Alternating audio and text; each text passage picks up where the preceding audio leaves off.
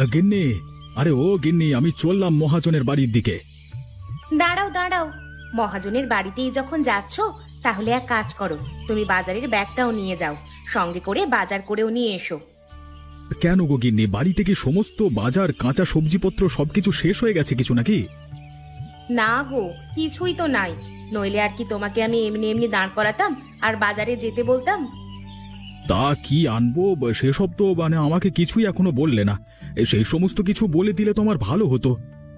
সে তোমাকে অত চিন্তা করতে হবে না, আমি ফর্দ করেই রেখেছি, তুমি সেটা দেখেই বাজার করে নিয়ে আসবে।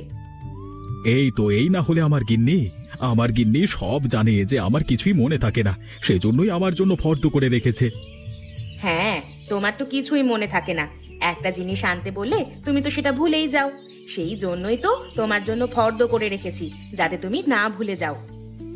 ঠিক আছে ঠিক আছে, আমি মহাজনের বাড়ি থেকে টাকা নিয়ে ফেরবার পথে বাজারে গিয়ে কাঁচা সবজিপত্র সমস্ত কিছু কিনে নিয়ে আসবো। বাবা, ও বাবা, তুমি বাজারে যাবে বাবা? তুমি যখন বাজারেই যাবে তাহলে আমার জন্য একটা বড় মাছ আনবে, আমার না বড্ড খেতে ইচ্ছা করছে। কি রে মা, বড় মাছ খেতে ইচ্ছে করছে? ঠিক আছে মা, আমি দেখছি কি করা যায়। যদি সস্তায় বড় মাছ পাই তাহলে তোর জন্য নিয়ে আসবো।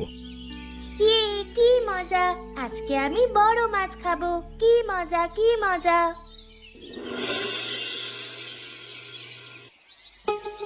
বাবু, বাবু বাড়িতে আছেন? আপনার সাথে একটু দরকারি কথা আছে। আরে কি হয়েছে রে দীপক, তুই এ সময় আমাকে এত ডাকাডাকি করছিস কেন?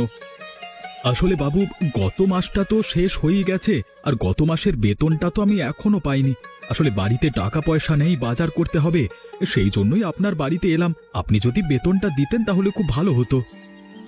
বেতনটা তো তুই পেয়ে যাবি, কিন্তু একটা শর্ত। শর্ত মানে? কিসের শর্ত?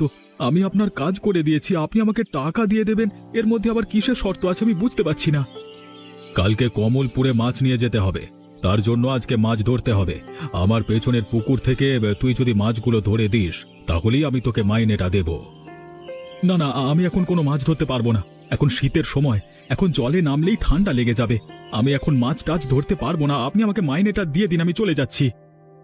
ঠিক আছে, তাহলে তুই চলে যা, আমি তোকে মাইনেটাও দেব না।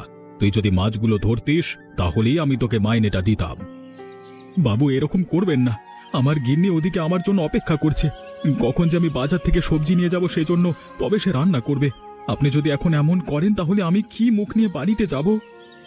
আমি অত শত বুঝি না, তুই আমার কাজ করবি।